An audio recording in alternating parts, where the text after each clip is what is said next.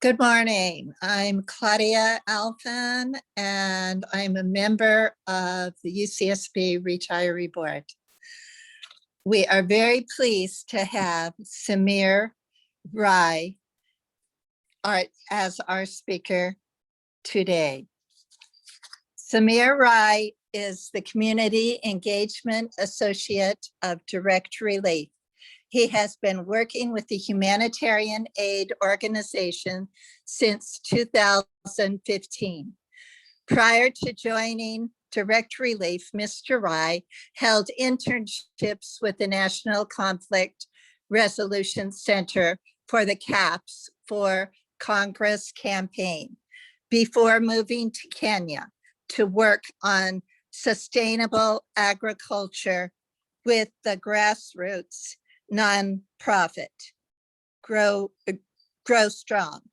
He subsequently accepted a teaching position with Creative Teaching Press, a private English academy in China, before moving home to Santa Barbara to pursue his passion for international development.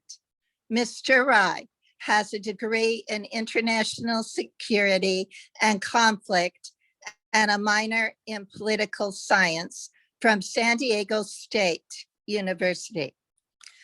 The title of the presentation is Mission Validated: Direct Relief from World War to Global Pandemic.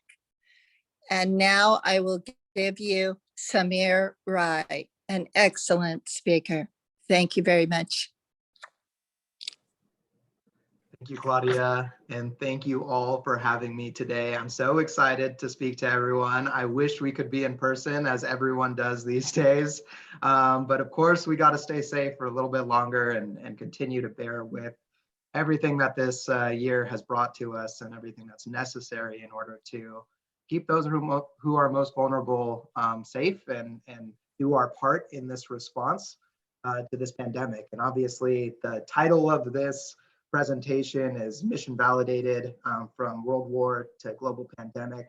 And I think Direct Relief's history, for those of you who are familiar or who have been to Direct Relief before, gives you a little bit of insight there. And I have a little presentation that I've thrown together that I would like to share with all of you to kind of walk you through Direct Relief's history, how it led to the organization focusing on the scope of work that it does at this time, and where we're headed, what we've been doing, what this model is that we've created, and what the purpose of it is truly meant to do. Not just what is the mission and how do we do our work, but what are we trying to solve? Like, what's the end game of this organization? And so I hope to share with you all this idea in my head of how this all works. It's a large mission. It adopts every other mission of every organization that Direct Relief supports.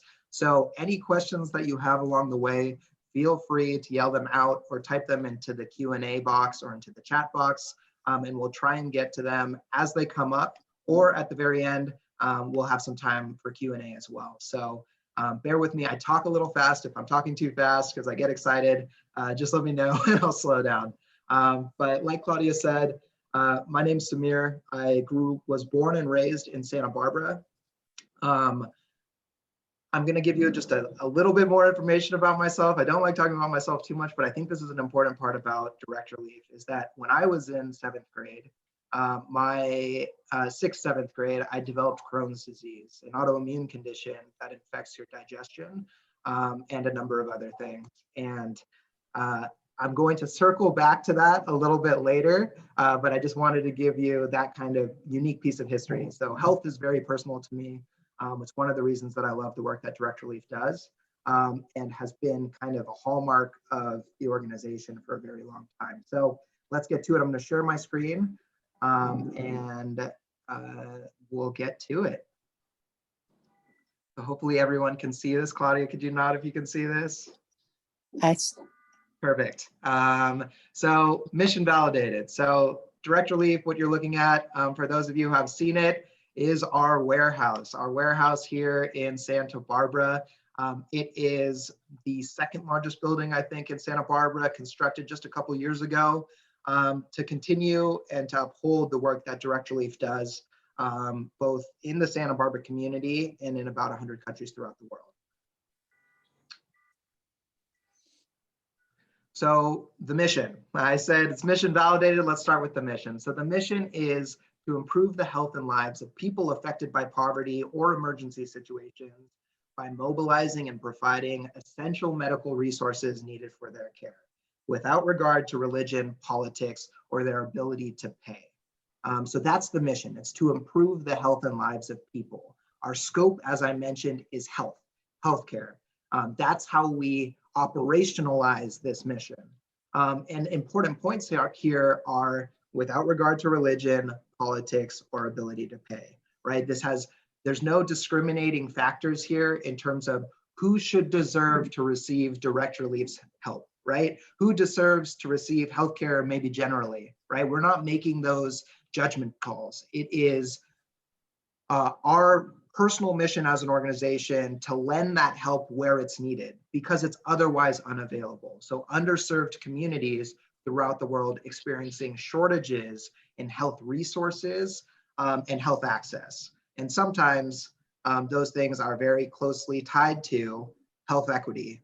Equity being a topic of conversation that has really risen in prevalence in the last couple of years.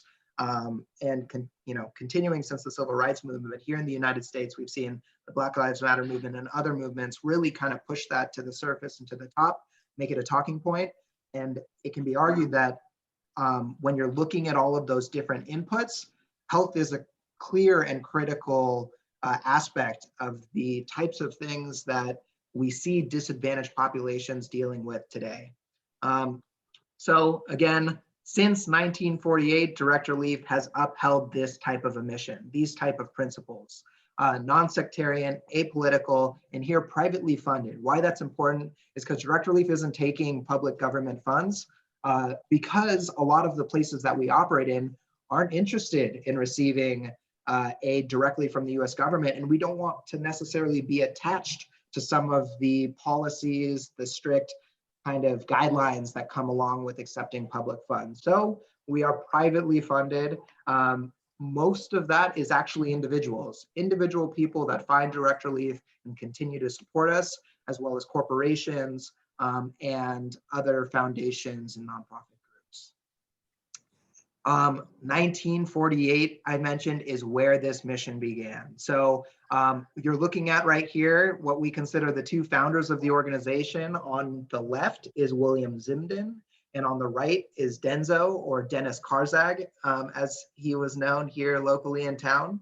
And William Zimden and Dennis were both big industrialists in Europe.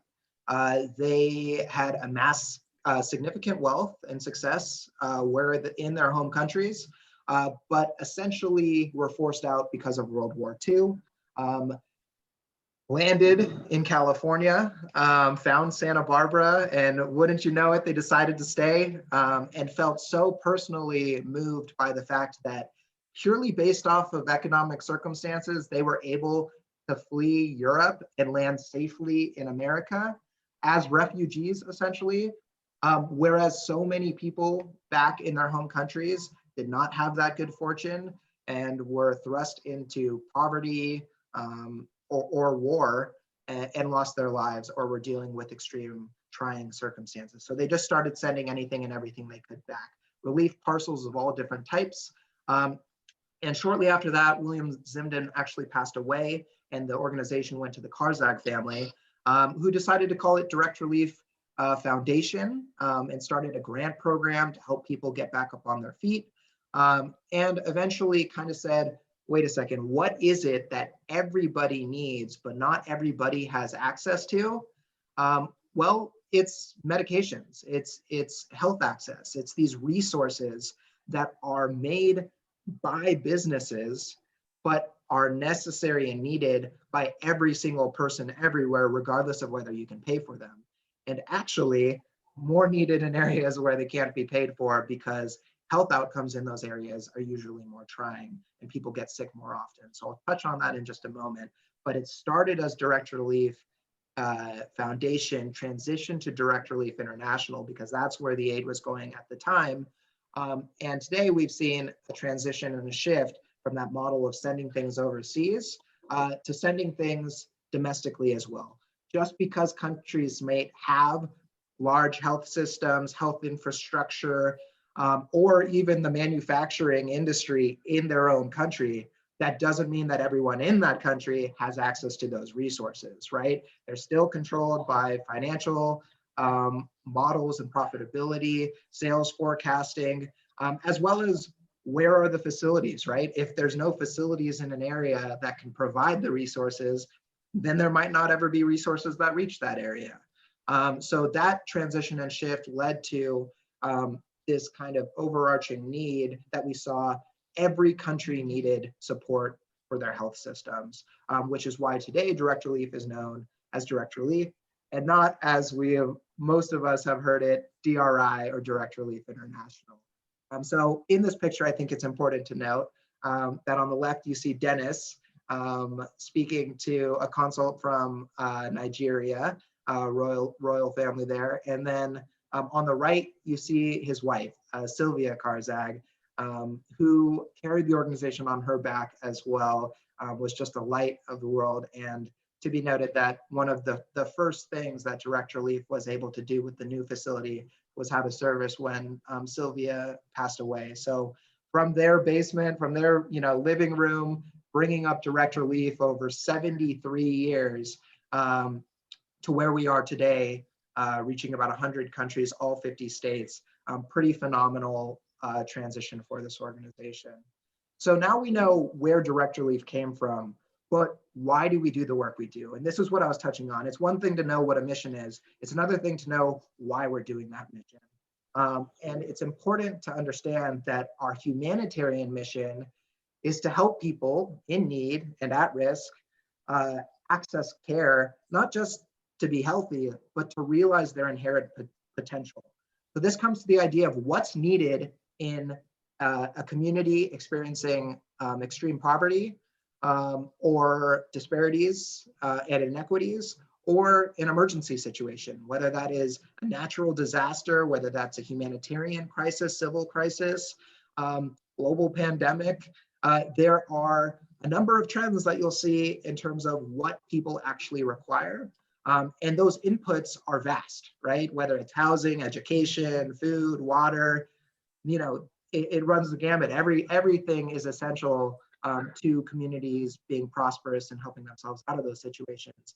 But at a very fundamental level, you can't do anything if you're sick, right? And that's the idea here, that health is foundational to all of those other things. And that's what we're trying to do. And we're not trying to do it by building hospitals in these communities, clinics in these communities, sending healthcare workers in and taking them back out. No, we're looking for where does health systems exist in these countries, in these communities here in the US, and how do we support them? How do we enable them? How do we keep health professionals who have oftentimes way more financial incentives to leave these vulnerable, poverty-stricken communities and go somewhere else, to stay and to do the work, to be within the people that they grew up with and are the best people to use those resources that we're providing in the most effective, accurate ways possible. So how do we allow people to realize their inherent potential? And how do we do that? Well, we act as a humanitarian supply chain link. So the supply chain being what we've identified as the main issue for why these resources are unavailable, right? They cost money to make, is the basic principle here, right? It's the most regulated industry in the world for good reason, right? We regulate things that we want to protect, that we want to make sure are safe. And if you're giving these types of items, these types of health resources, emergency resources, medications to people in their most vulnerable state, you should make sure that they're safe to give to those folks, right? And on a personal level, a lot of times we get asked this question, do we accept expired medications? I have this, it cost me $100, $500 to get this little vial medication? Can you take it? And the answer, unfortunately, is no, because direct relief adheres to strict guidelines about what medications it sends. Our president has often said, I would never give anything to somebody else through direct relief that I wouldn't give to my own kids, right? It's a standard of care that treats everyone like equals. And that's really important, right? If we're going to do this work, if we're going to treat these communities as if they deserve help, then they deserve the highest level of help, the highest level of care possible. And so as a humanitarian supply chain, we basically understood that there are these thousands and thousands of facilities throughout the world that require help, that are there on the ground. Oftentimes there's not enough medical facilities, clinics, hospitals, healthcare workers in specific countries or areas, but they are there. It's about whether or not they have the resources in order to provide care. So this leads me to kind of the fisherman analogy. You might have heard me say it before. It's the idea you can give a man a fish and he'll eat for a day, or you can teach a man to fish and he'll eat for life. But that's only true if that man has a boat, a fishing pole, a net, someone to watch his kids, all of the resources necessary for them to be a fisherman or a fishing person. But direct relief operates on the model that those healthcare workers are under similar constraints, right? If they don't have the resources that they need in order to provide care, they can't do it, which is why we as an organization provide aid to these facilities with very specific criteria of how we will provide that aid. This means that we're going to be as transparent as possible. We're going to be as efficient as possible. We're going to honor the intent, right? That means that when we receive a donation, either from one of these companies that's providing it to direct relief, or a donation from an individual, whether that's $1 or $50,000, it doesn't matter. That's not direct relief's money. The building is not direct relief's that we operate out of. None of the medical resources, whether that's a carton of Tylenol or a rare disease medication to treat lysosomal storage disorders that costs hundreds of thousands of dollars, it doesn't matter. It doesn't belong to direct relief. It belongs to other people. So we're very particular about honoring the intent for which things are given to us. We like to earn support rather than pay for it, as we'll get into a little bit later. We value local insights. So like I said, we are asking these thousands of healthcare workers throughout the world in all of these communities, what do you need? Not, here's what we're going to give you. So valuing that local insight and leaning into it to build up local capacity rather than to provide it short term. Keeping it sustainable, right? We want this growth to be organic. We want to invite in other groups, other nonprofit organizations, other healthcare systems, healthcare workers, as many people as possible. And that's the last point, is to collaborate, right? This work is vast and possibly never ending. And that shouldn't be a scary challenge. It should just be a challenge and an opportunity to bring more people in to meet that challenge. So we collaborate with as many people as possible. So what we do is we partner with locally run healthcare facilities and then leading healthcare manufacturers. So when I say we're a humanitarian supply chain link, that means we understand that there are all these partners that we have that I like to think of as upstream partners, donating partners, right? These are the people and the groups and the companies that have all the healthcare resources. So the medical manufacturing companies, the medical device companies, emergency resources manufacturers, all these groups that actually create the products that are necessary around the world, as well as, I put in that category, anyone who supports direct relief, who provides us the cash funding that allows us to continue operating. In a middle tier of groups, I consider those to be partners that help us operate. So these would be technology companies that provide the software for us to carry out our work as an organization, companies that do logistics. So FedEx, for example, is a great partner of direct relief. They allow us to operate, right? Because we don't have, and we're not going to spend money on, fleets of vehicles, ships, airplanes.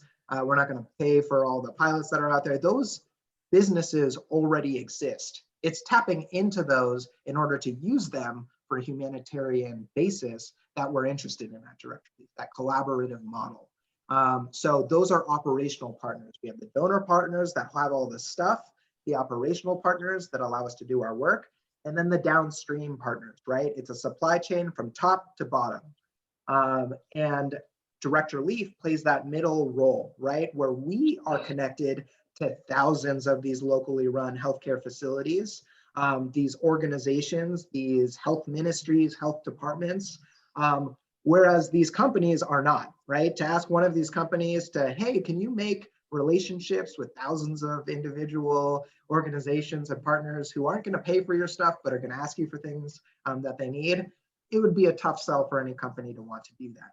But Director Leaf has already done that. Over 70 plus years, we've done that and vetted all of these organizations and these healthcare partners, expanded these networks, created agreements to ensure that it's the products that we and the aid that we provide are being used as they say they're being used, and to support communities that otherwise wouldn't have access.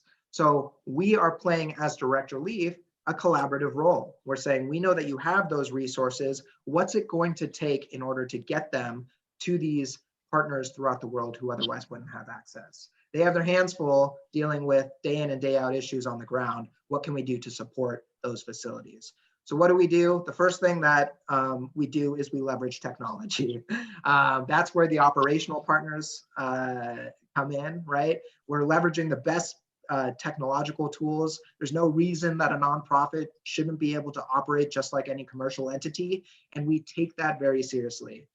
Director Leaf, as an organization, is licensed in about every way you could imagine in order to operate like a commercial pharmacy. Our warehouse in Santa Barbara, it's our global distribution center. This facility was built by the company that builds most of the other pharmaceutical grade warehouses in the country and around the world. So we're already operating in a space that was built for a specific purpose, right? That way we could be accredited in order to distribute pharmaceutical medications out of this warehouse. We were already accredited in our previous facility, but as we joke around, that facility, had natural temperature control from the Santa Barbara climate that we all have come to enjoy, but it didn't meet and wasn't going to meet the strict regulations that are necessary to store and distribute pharmaceuticals. So this warehouse is accredited. We're licensed in all 50 states throughout the United States, which I'll touch on in just a bit. But we also operate the same software. That's SAP, as you'll see listed here. SAP is a software backbone for big corporations and organizations. Apple, as a example, that makes all of our iPhones and our MacBooks, they operate SAP in order to manage all of that inventory and their business systems. Director Leaf operates that same software. But instead of us paying millions of dollars to operate it, we did that collaborative model. And we went to SAP and we said, hey, do you know where your software that makes companies more efficient, more accurate, and require less staff size is most needed? In the nonprofit sector, where we need to be accurate, we need to be efficient, we don't have large staff size. And they said, you know what, you're right. And the CEO of SAP gifted the software to Director Leaf. And also important to note is that this is the same software that most of the largest pharmaceutical companies use. So not only are we operating in a facility similar to theirs with contracts and licensing that is similar to all of the other commercial distributors out there, but we are also operating the same software. And then there's all these other different companies that help Director Leaf. Like I noted, FedEx being a logistics carrier, they basically have a Director Leaf account with millions of dollars of FedEx money that we get to choose how we use it. And they also step up during emergencies to offer logistical support. They have a massive infrastructure and footprint worldwide. So from being able to figure out what ports are open, what supply chain routes are open, to providing us with free charters to take medication supplies in an emergency situation, the week of or a week later, is critically important, and allows every donation that we get to go that much farther, because that's something that we don't have to pay for. So by leveraging these private companies, the support from these private companies, we're able to do our work more efficiently, which just allows every dollar to go farther, like I said. So what I would like to do now is use the United States as something of a case study, for which we can kind of exemplify this work that Direct Relief is doing. So like I said, Direct Relief started on an international model, but kind of transitioned to being able to support the US as well. And that support kind of began after we noticed the kind of deficiencies that Hurricane Katrina kind of highlighted for the country, right? And so there's this idea of community health. Like, what is community health? And there's a lot of words on this slide, so bear with me here. But community health, is a principle that has been around for a very long time. But one of the systems that was critically important was lessons learned out of apartheid in South Africa, and the inequities that existed and still exist in places like South Africa, many of which are upon racial lines, and economic lines. Many times those things are very much connected. But this idea that unless you have healthcare based in local settings, with people providing the care that are familiar and interested in providing to their communities, run by those communities, you'll see exclusions. You'll see facilities only popping up in places where there are funds to distribute that care, which, like I said, is unfortunately not the case in the reality of what healthcare looks like. People that live in low poverty-stricken areas, low wealth areas, are more likely to get sick, they're more likely to stay sick, and they're more likely to die at an earlier age, all of which are tremendously costly. So if you're trying to break that cycle of poverty in that area or help people make it out of an emergency situation, you really need to start with healthcare, because if they're going to continuously be sick or not be able to find care, they're never going to be making it out of that situation. So community health, that idea that started in South Africa in a very real way, in terms of federal funding providing a basis to allow community health centers and clinics to pop up and serve their communities as being part of them and not turning anyone away, made its way over to the United States. During the Civil Rights Movement and all of the legislation that came through, the Civil Rights Act, all of those different things to help address the inequities in our own country, there was also healthcare legislation that was passed at that time that created the foundation for our federally qualified health center network here in the United States, FQHCs as they're known. So as you can see, it began locally. Our kind of community health process, our programs here in the United States. And we realized that we not only were companies not donating specifically to nonprofits, they weren't doing so because there weren't nonprofits that were specifically licensed to distribute. And there weren't nonprofits that were specifically interested in supporting these community health centers, the front line and the safety net for our own country. And where else were these uninsured patients going to go other than these facilities that can't turn them away, and that require a tremendous amount of resources, all the same resources that every other health facility needs. So it was an opportunity really for Direct Relief to leverage the companies themselves to build up and advocate on behalf of the community health centers that otherwise don't have a voice, and to really facilitate the public's interest and support towards the people on the ground that are doing the real work. So for that reason, Direct Relief essentially started this US program by becoming initially provisionally licensed to provide support into Louisiana after the hurricane. And quickly we realized how critically important this could be if we could establish these relationships, build out support throughout all 50 states, and have these companies donating to Direct Relief, not just for the United States, but for international purposes as well, we could really start channeling all of these resources to where they need to go. Not just hey, this is a situation that's going on, it'd be great if you could support.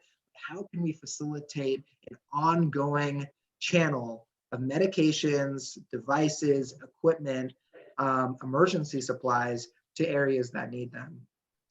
So some important things to note here are that that 1/3 of people skip a prescription due to cost. These are like little pieces of tidbits of information that really demonstrate why there's so much vulnerability in these communities. And in 2020, right, we saw that the COVID-19 pandemic had a resulting economic crash, right, that we're still dealing with in this country and throughout the world. And insurance and people's medical bills and expenses were kind of a leading factor in that. Unsurprising to most, and especially unsurprising to most, is that medical bills are kind of the leading cause of bankruptcy, one of the leading causes of bankruptcy in this country. So it goes to kind of validate that understanding that healthcare as a foundational element of any society or community, if you don't provide those resources in a way that everyone can access them, oftentimes free of charge for those who need them, you're going to force people into tough economic situations, and that community is never going to get out of those situations. So centers and clinics are the front door. So just some quick facts about direct relief's work in the United States. So like I said, FQHC, federally qualified health centers, free and charitable clinics. So these could be community clinics, social organizations, charitable pharmacies, camps, women's health providers, all different types of organizations that provide healthcare in this setting are direct relief's partners throughout the United States.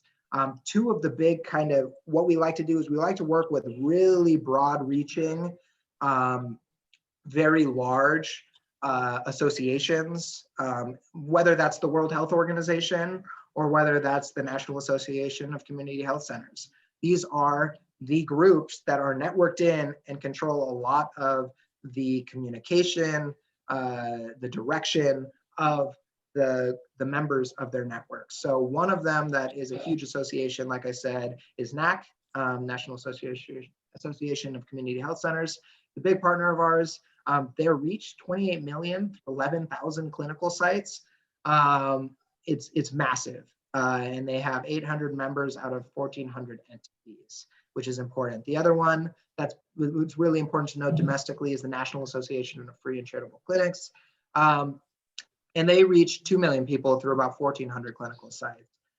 So these two groups essentially have allowed Direct Relief to be able to provide support to their network of community clinics and become partners of Direct Relief. So I've talked about partners up above us, upstream partners, these donor partners, operational partners in terms of FedEx and Google and all these great companies that help us do our work. But then there's these downstream partners, right? These clinics, these hospitals, these health organizations. And they are the providing partners, right? They're the ones that are providing the support and the care. And Direct Relief's network, specific network here just in the United States, is about 80% of NAC's membership and about 75% of NAFC's membership. So about 70% of all health centers and free and charitable clinics are Direct Relief's partners. And that's important because as you see on this map, as we listed out, it's in every state. It's now in Native American reservations and territories. It's in US territories. These clinic networks are everywhere and these facilities are everywhere. And this is where people go when they need care. They stay open during times of emergencies. It's really critical to continue supporting. We also support hospitals and other private health groups as necessary and needed, especially during this time of COVID, where you see a lot of people headed to ICUs that were overwhelmed. So there are those types of support as well, but it's really identifying these larger systems. Where are all the facilities that are most critical to the health infrastructure for underserved populations in that area? And how do they receive support from Direct Relief? So every one of these dots that you see, There's actually plenty more dots, but these are kind of, they're meant to show kind of density of direct relief support, are facilities that direct relief supports. And every one of these facilities, twice every month, has a window to order from direct relief's inventory. So they're able to look at our inventory through a portal it's the direct relief portal. Once you've been vetted, approved to be a direct relief partner, and we can ensure that you're a longstanding partner of your community. You provide all the necessary paperwork. You can store and receive and distribute effectively and legally. Then you can be granted access to this portal. And this portal is essentially like an Amazon for only medical and emergency resources, except that it's all free of charge. And so our partners can go in. The items that they see, since there's so much in our inventory at Direct Relief, are actually basically filtered to only provide the best resources for those facilities. We build up long-standing partnerships with a lot of these organizations and facilities. So our programs team at Direct Relief really has a lot of institutional knowledge and ongoing conversations that allow us to know what partners need. So we actually send out proactively offers to our healthcare network, especially in times of emergencies. Hey, this facility, this offer that we've made to other facilities might be relevant for your facility as well. You could be seeing, higher caseloads of COVID patients. Do you need this PPE? So we make proactive offers, as well as allowing our partner network to be able to see what is in inventory and make those requests. It then goes to our pharmacy team and our programs team to make sure that we have equitable distributions going out to everyone who wants these resources. And then a lot of other work happens, and it goes through our logistics teams, oftentimes through public health departments to clear all the shipments, and then eventually with these logistical carriers to get them out the door to the facilities themselves.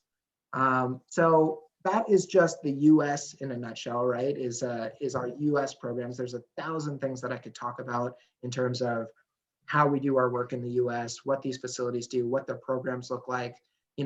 I mentioned Direct Relief being a humanitarian supply chain, but another kind of more accurate description of Direct Relief is a humanitarian support organization. Essentially, Direct Relief is an organization that's meant to support all of these other healthcare organizations, facilities, and partners throughout the world.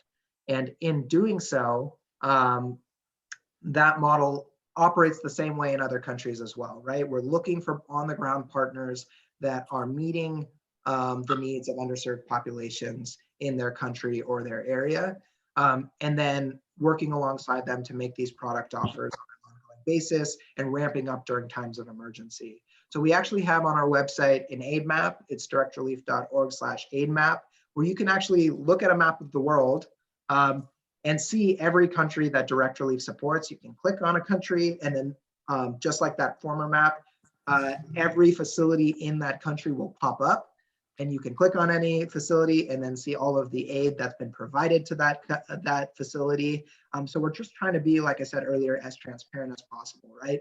Show everyone where that aid has gone, and where, like I said, those resources that don't belong to Direct Relief have been provided, because good stewardship of the funds and the in-kind donations, materials is really important, because without trust, you can't have anything else. We need to make sure that everyone trusts the work that we're doing. And in doing so, we need to be as transparent as possible, and then as efficient as possible in carrying out that work so people want to continue supporting down the line. So the aid map really helps. We use a lot of technology to make sure that we can track every single thing, which is also helpful if there's ever, a recall on a medication or something that needs to happen. We can track exactly where it's gone, and make sure that facilities are aware.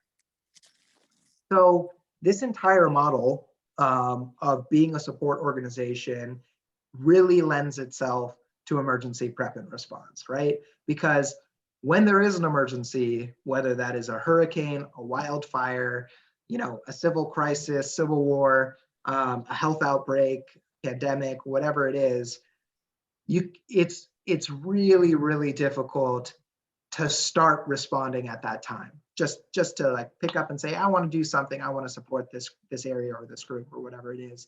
It's very challenging for many reasons. First and foremost is the people that you're trying to support in that area are also experiencing the emergency, right? They're also going through it. They're troubleshooting 1,000 things at once. So our approach is to prep, is to be ready and then respond fast when the disaster actually strikes.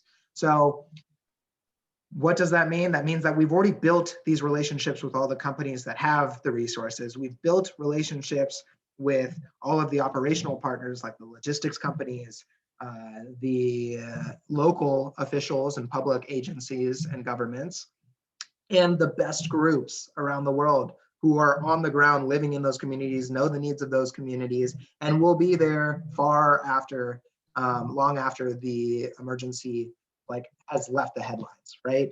That's tend to be when it slips out of our mind, a new headline pops in and the support dries out, but that does not mean that that community has recovered from that emergency. I think in our Santa Barbara community, we still see and know people who are still affected by the wildfires that happened several years ago, the mud flow incident in Montecito. There are just, and that's in a community that does have a little bit more resources than a lot of the places that direct relief operates in, which just shows you how critical it is to have these relationships and to continue supporting far after. So because we have all these partners and because we know where they are and because we have so much data and science available to us today, direct relief is really able to prep and prepare and to really just expand its network to be ready to respond when events happen. So what you're looking at right now is a map of the United States with the partner facilities that have received HPPs. These are hurricane preparedness packs. So essentially these are containers that have essentially all of the necessary resources for a facility to provide care to 100 patients for about 3 days. And as you might imagine, when a hurricane is about to hit somewhere, that place goes fairly dark, and the people, as I mentioned, are affected in that area. For about 72 hours, it becomes really difficult for people in the area to request support, to be in communication, to provide updates, to get things into their facilities. So instead, we decided to track and list and map onto a graph all of the major hurricanes that have happened since this information was made available. And you'll see that in the red line. So now we know where hurricanes traditionally hit, where they're most likely to hit. And we've pre-positioned materials at specific sites so that they're available when those times happen. Now, when a hurricane is tracking in a specific direction, or a cyclone, typhoon, whatever type of emergency that is trackable beforehand is moving in that direction, this map updates to show not just you can take off that layer of where hurricanes typically go and put on the layer of where are hurricanes going right now, where are they projected to go, and we can move around these resources to make sure they're in the appropriate places. And that allows these facilities to break into resources immediately while direct relief takes in their requests and starts preparing emergency shipments from the existing inventory while simultaneously reaching out to our operational and our donor partners to say, here are the needs that we're receiving from on the ground folks responding to this emergency.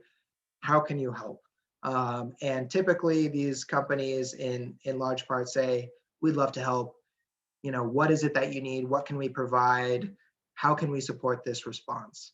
And while it's great that we get all of these resources, right? The individual medications, the PPE, whatever it is that's needed, it's also important to have other modules like the hurricane preparedness pack built ahead of time. So another kind of aspect of the response is what can we build or put together that's broad reaching, right? A person that's running a small clinic that's seeing, you know, hundreds of patients a day with a small staff size during an emergency probably isn't always able to run through a huge list of inventory items and figure out what they need and handle all that paperwork. So instead, Direct Relief has put together these emergency health kits and packs and modules that are all of the necessary kind of critical health, both medications and supplies that are necessary,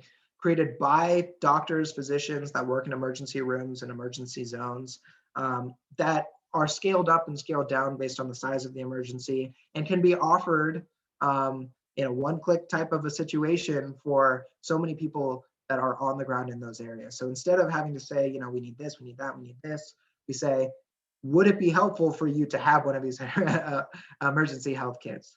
And if they say yes, boom, one's on the way. They can open it up, start pulling and providing for everything that they need to provide for. So we create these for different environments, for different types of emergencies. From wildfires, we have a wildfire kit recently deployed into those wildfires that we had in the previous year, actually used as in many ways to support the firefighters themselves. The firefighters, and that's the thing, is that all of these modules, all of these kits, all of these resources continuously get applied in new and different ways depending on what the needs are. We try and be flexible. So we found out that the firefighters were actually congregating as massive as different fire teams from around the state came together in order to provide support. They were all housed in a specific area in order to, you know, rest, recover, handle all the logistical operations of that wildfire response. So these kits actually were used in that base camp environment to have resources available, not just for the people that we were providing support to, but for the firefighters and the first responders themselves. We also have these emergency medical packs. This is a picture from Nepal, where my colleague Gordon was distributing support after the 2015 earthquakes. And again, same type of a system. When you're looking at community health, when you're looking at these really challenged environments, not everyone's able to make it to a facility, especially in a mountainous country like Nepal, but even here in the United States. You know, who's going and seeking care? Who actually knows what facilities are available or open to them? Who maybe doesn't have internet at home or doesn't have health education or didn't have that growing up? That makes it really important for these community health organizations to make it out into the communities, to go provide that support where it doesn't exist. And that's where these emergency medical packs really come in handy. It's basically like a massive first aid kit that's on your back. So you can go and take this into any emergency zone, any kind of situation, from Puerto Rico after Hurricane Maria to Santa Barbara community and around the world. These backpacks have been highly requested and really effective for community outreach. We're doing that with mobile vans. We've provided kind of mobile vans to a lot of groups that are working in the Gulf Coast for hurricane response. Obviously, you see these massive population movements, displaced people into a new area. We need to make sure that healthcare isn't just, and health resources aren't just going to the community that was impacted, but where that community has actually moved to, right? And so these kits and packs have been really essential for that, which gets me to COVID. So one of the kits that we put together was an ICU kit. So the first thing we did is, you know, research-based, data-based, and local insight-based as an organization. We wanted to make sure that we understood what the unique challenges of the COVID response might look like and how we could best and most effectively support all of our partners throughout the world who might be impacted by this.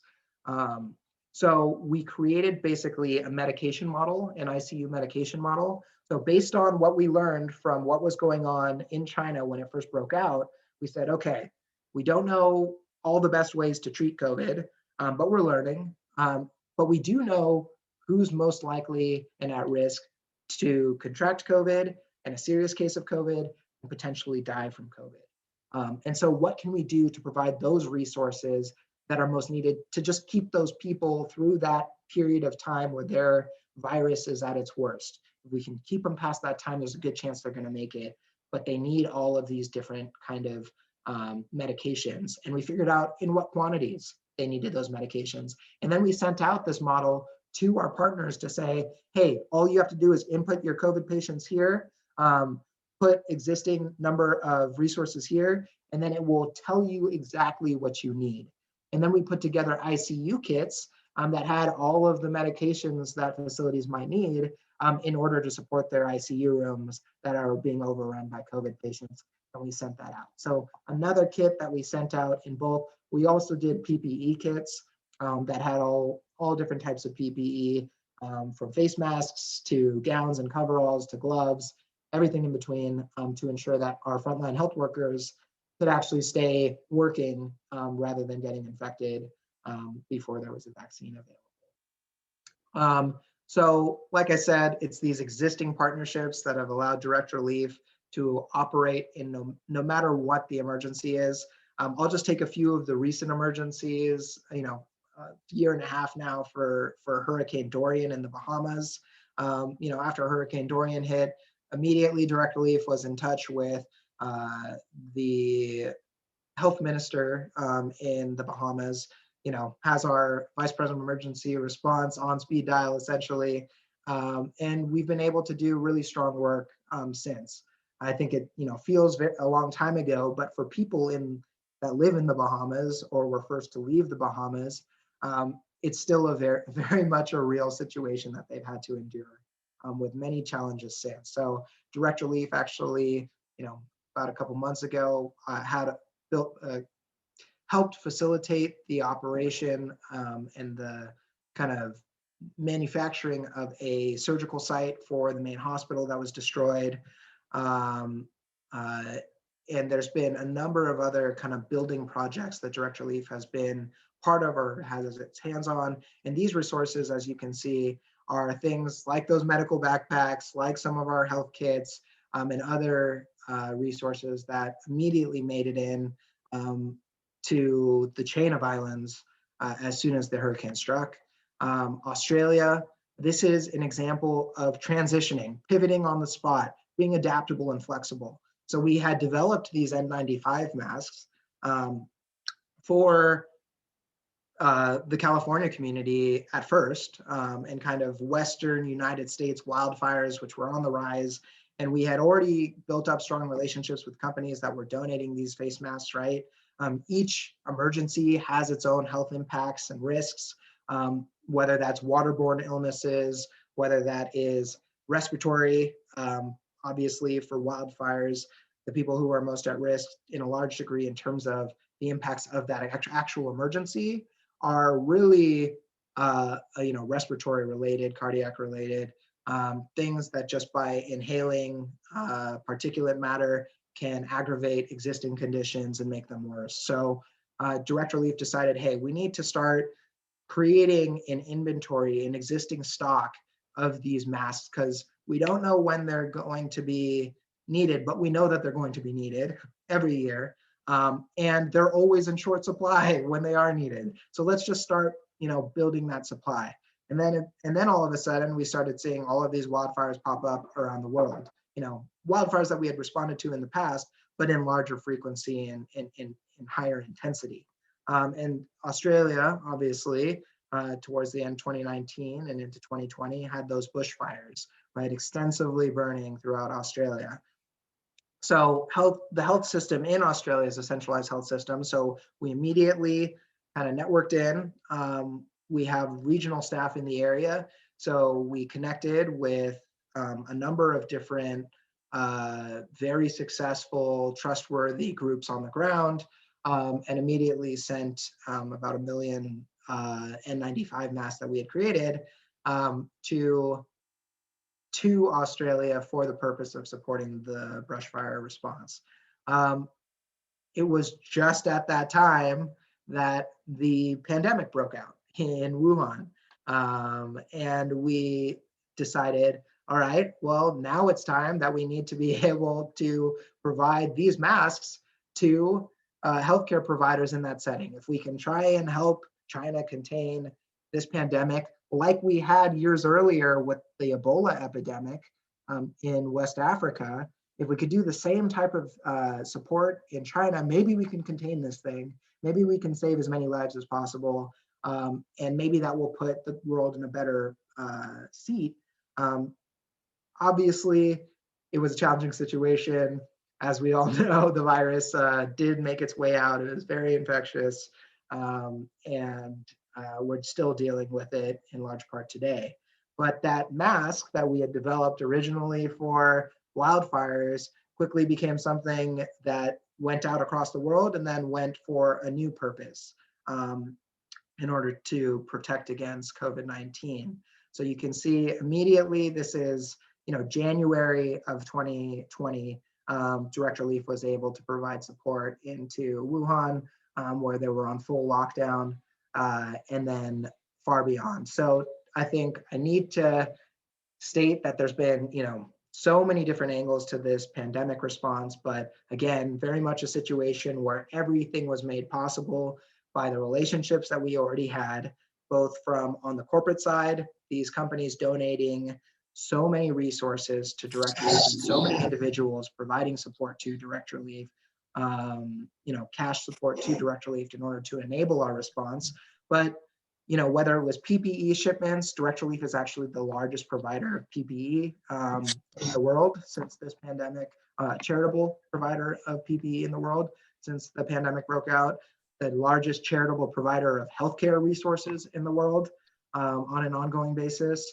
And those shipments that I mentioned that we were sending out, both the PPE modules, the ICU modules, those were just in addition to the specific requests that we received from facilities, from hospitals, from clinics, from responding organizations, from public health departments, throughout all 50 states, and again, 105 countries throughout the world received support. We also created the largest cash grant fund for community health in the United States ever, which we thought was interesting because it really goes to highlight again that unfortunately, where the rubber meets the road, these nonprofit community health centers that are dealing with the most critical parts of these emergencies just aren't receiving the funds. They aren't well known for receiving the support. So we created that fund in order to just allow them to continue doing the work that they're doing in their communities, to keep the doors open, to pay their staff, many of which who were just coming in to do their role, to play their part in the response, and to be able to expand their services at a time when those services are more critical than ever. In addition, I think it can also be noted that Direct Relief has extended that type of support throughout the world, right? To all existing partners, and then following the surges that happen in these different countries. So, we have to talk about India for right now, because Direct Relief over the past few weeks has been very much in the weeds with this emergency response. Just last week and the weeks before, we've been creating these charters. Another example of how it can be challenging to provide support, no matter where that support is going. Especially India. India has a very bureaucratic system of government, a lot of red tape to cut through in order to get supplies. Direct Relief has been supporting India since the 60s. So we have great long-standing partners in the country. But in order to provide support, again, to a country that's dealing with a massive crisis, in the middle of that crisis is an opportunity for a lot of collaboration, and it's a necessity if you want to get anything done. So in addition to reaching out to our existing partner network, we were also using that partner network and our access to public officials in India to find the best groups that were responding. Immediately, we found a group called ACT Grants, ACT Grants. That organization was kind of developed out of venture capitalists, and had a lot of connections within India, and a lot of kind of different groups were independently pointing towards ACT Grants as a group to connect with, to get involved with. So Direct Relief actually started working with ACT grants. We are now the fiscal agent for ACT grants so that they can receive money from global partners throughout the world. So if people want to donate, they donate through Direct Relief to ACT grants. We also, wanted to show that we are in support of ACT grants, and you're not just donating to them, we trust them as well. So we provided a $2.5 million grant to ACT grants, which has allowed them to bring in and procure more than 4,000 oxygen concentrators to support this desperate need of oxygen throughout India. And Direct Relief then worked with our private companies, our private funders, to procure and to basically get donated 3,400 oxygen concentrators for an initial shipment, along with more than 250,000 N95 masks that we then were able to distribute to a partner in India, in Mumbai, that was able to distribute to 40 other hospitals. And we had another charter that just reached with an additional shipment of oxygen concentrators, more than 1 million, close to 2 million KN95 masks, and other resources, some pharma medications that have been specifically cleared. And we're continuously ramping up more materials and preparing other shipments to India, while we also are watching the spread of these variants, these COVID variants, into surrounding areas, right? So we have partners in Bangladesh, and critical concern there is the Rohingya refugee camp. Millions of Rohingya refugees in close confinement, in a very, very challenging situation, and very limited access to healthcare. Our great partner, Hope Hospital in Bangladesh, has been a critical partner of ours to provide support to that refugee camp. In Pakistan, we've seen rising case numbers. Right now, a story that you may have seen is Nepal. The numbers in Nepal are actually worse than they are in India. That's not to say that it's hard to judge which humanitarian crisis is quote unquote worse. And we don't make those decisions. We say, what's the need? What are you requesting, and how can we help? And so Direct Relief right now is playing a pretty significant role in preparing Nepal and providing support to Nepal to both deal with the kind of surge that is happening right this second, while also preparing for the future of dealing with this emergency. So manufacturing oxygen, getting oxygen concentrators into the country, providing PPE, other critical medications like antibiotics to deal with a lot of the underlying vulnerabilities or complications that actually lead to people passing away from COVID, right?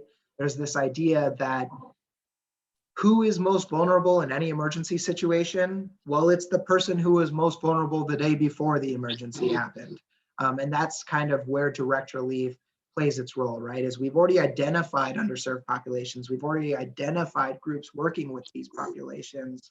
Now it's a matter of saying, when an emergency happens, you're probably going to be experiencing the bulk of the crisis. How do we support you best? And figuring out what all those resources are and what's necessary. And so in Nepal, we're arranging a charter that should reach before the end of the month to provide just a massive amount of resources in Nepal.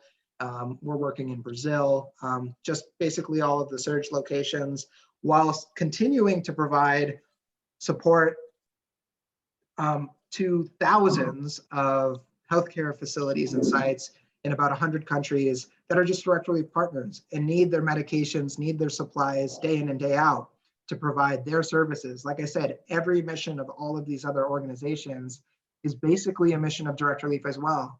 If you're a small maternity clinic in Malawi and you rely on Direct Relief for midwife kits, another example of a kit that we send around to support the work of midwives, right?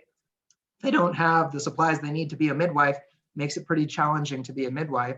So they still need those resources. So it's not like we're just going to start providing COVID response resources and not provide these other resources. So we're still providing all the support that we provide to all of these other partners and all of these other programs, pediatric cancer to insulin and support to diabetic organizations and groups throughout the world, while also kind of ramping up the kind of critical or essential resources that are needed for any emergency. And that doesn't have to be a natural disaster. It doesn't have to be a global pandemic. Oftentimes these things are interrelated. So for example, right now, I think we're all watching and from afar, what's happening between Israel and Palestine, and the situation in Gaza. And Direct Relief has longstanding partnerships with groups and organizations working in those areas as well. So one of those organizations, ANERA, a great partner that has been critical to kind of managing kind of refugee populations in surrounding areas, had already a Direct Relief shipment in port that it can now transition towards supporting, groups and people that have been affected or impacted by the crisis there.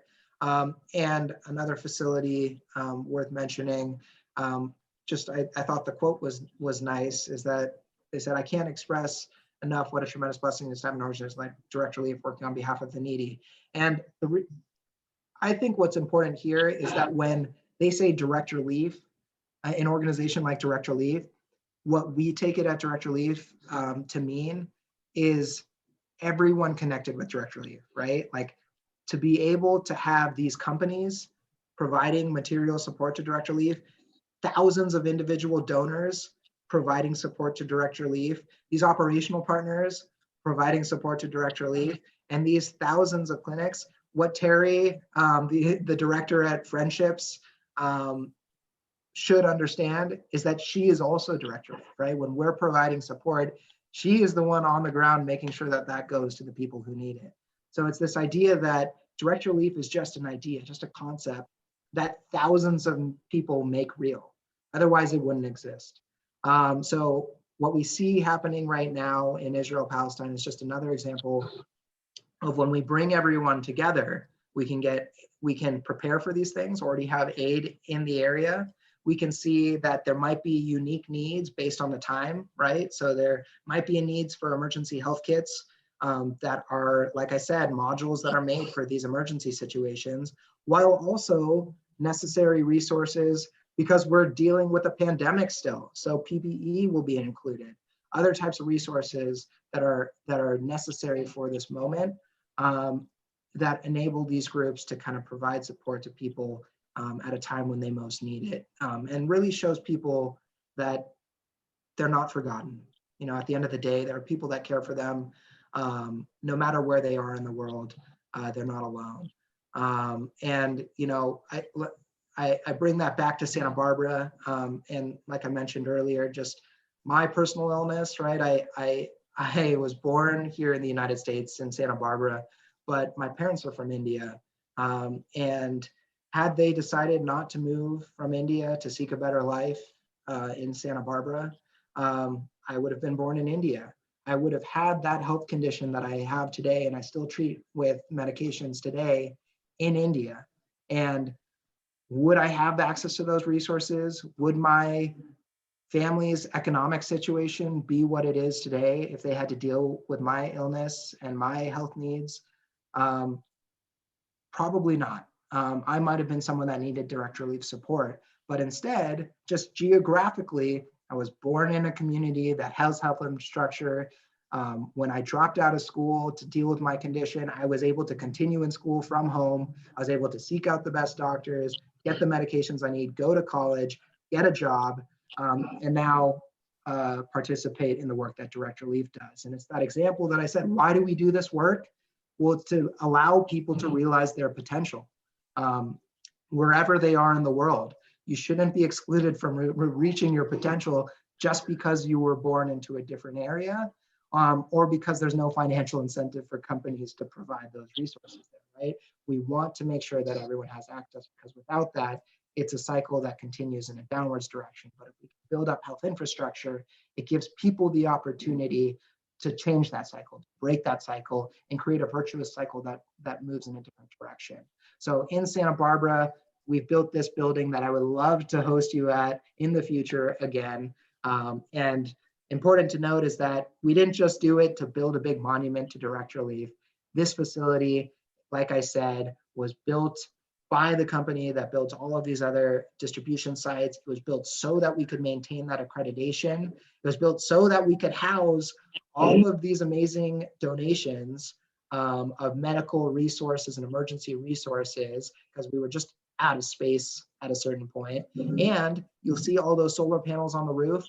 This is a facility that's built to meet the challenges of any emergency, including local ones. So built out of concrete.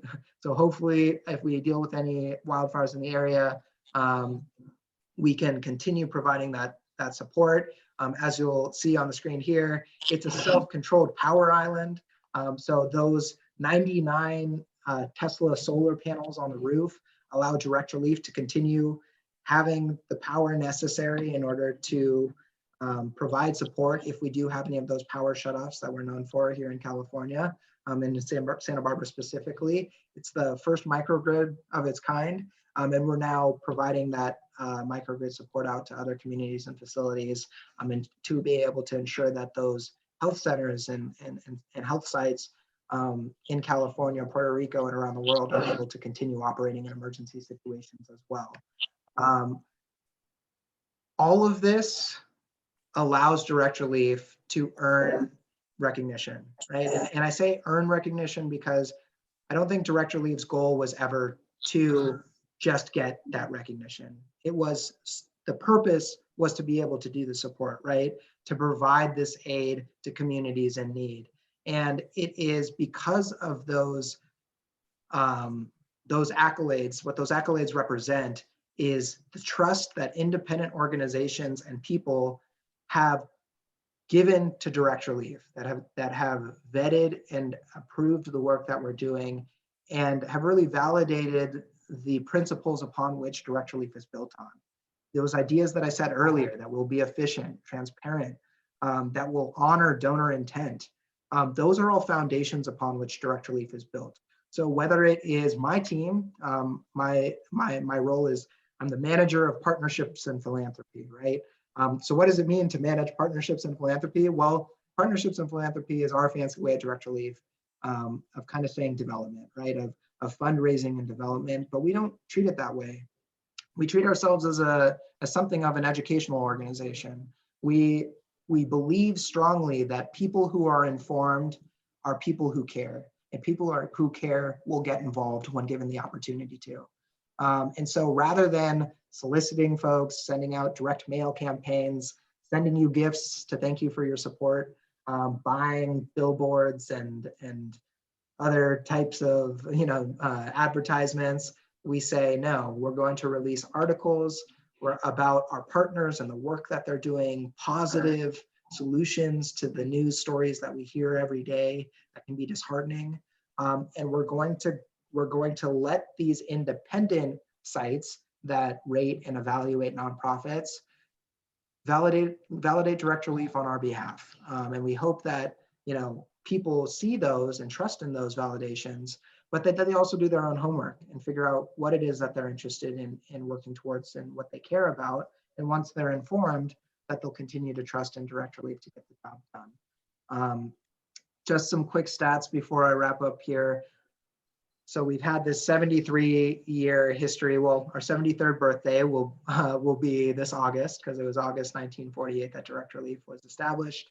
And just since 2008, when direct relief started operating this large software backbone of SAP, and we were able to kind of track all of the nitty-gritty details of everything that we receive and distribute, we've now provided more than $8.7 billion worth of medical resources. So that is just since 2008. So 8.7 billion wholesale, right? We have to value everything that we get, whether that's cash is pretty easy to value, right? It's, you give us $5, we value it at $5.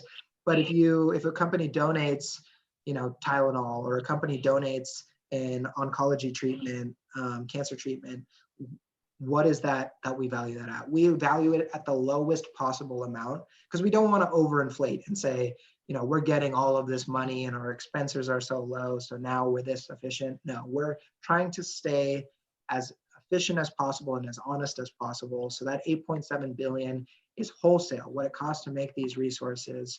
That's what Direct Relief has distributed out.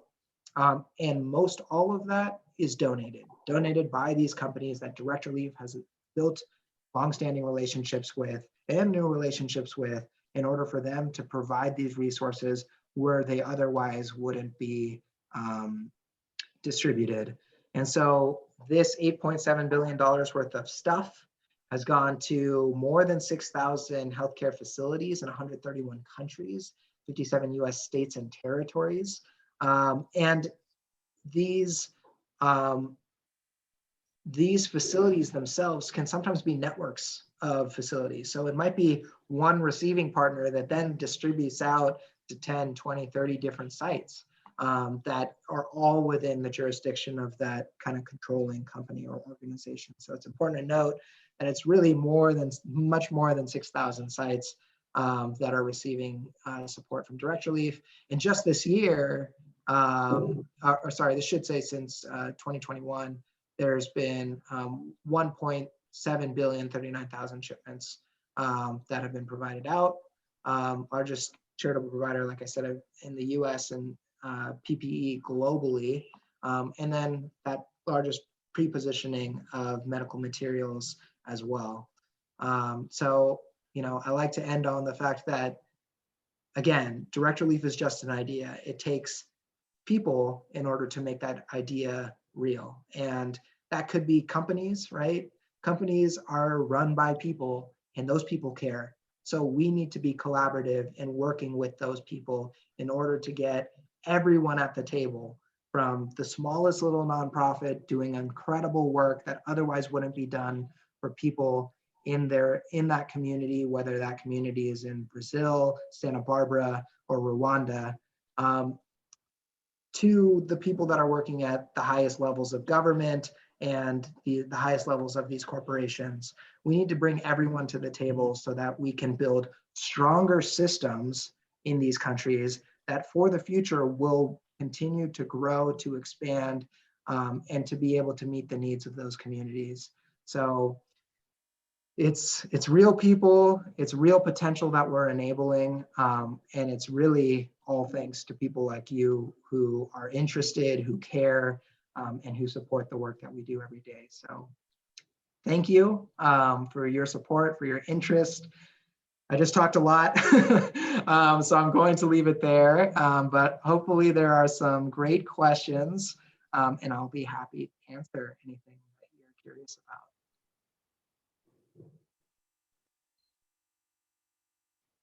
So if anybody does have any questions, feel free to put them in the Q&A, or if you're able to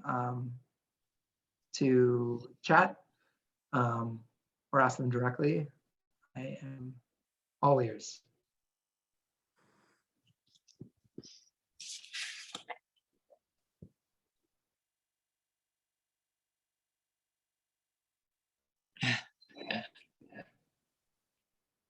I think I overwhelmed you all with too much information.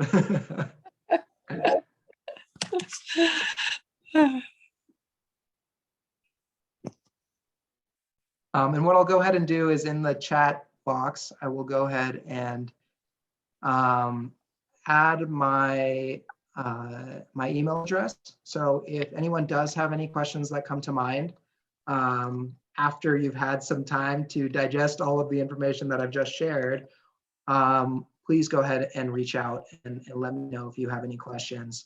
The website is a great resource for everything to do with Direct Relief, as you might imagine, as well as our partner organizations. I'm sharing that website address as well, directrelief.org. On there, you'll see under the work tab, you can see issues and solutions. That's got a great breakdown of our programs as an organization and some of kind of those different programmatic areas. Again, it's tough because our programs are also in many parts, in many ways, the programs of all of the facilities we support. So that's thousands of different organizations with their own missions and programs that we're supporting day in and day out. But it gives you some idea of how we're kind of categorizing and grouping. And you can also see in the newsfeed, that newsfeed is actually an official newsfeed. It feeds into Google, Apple, and other kind of distributors of news. And a lot of the names that you'll see writing some of these articles are our own in-house humanitarian health journalists, real journalists who have, published work in other news syndicates and journals and editorials that are writing for direct relief. So it's fact-based, it's data-based, and there's plenty of information there for you to pour through. And if there's anything else that you have interest in, please don't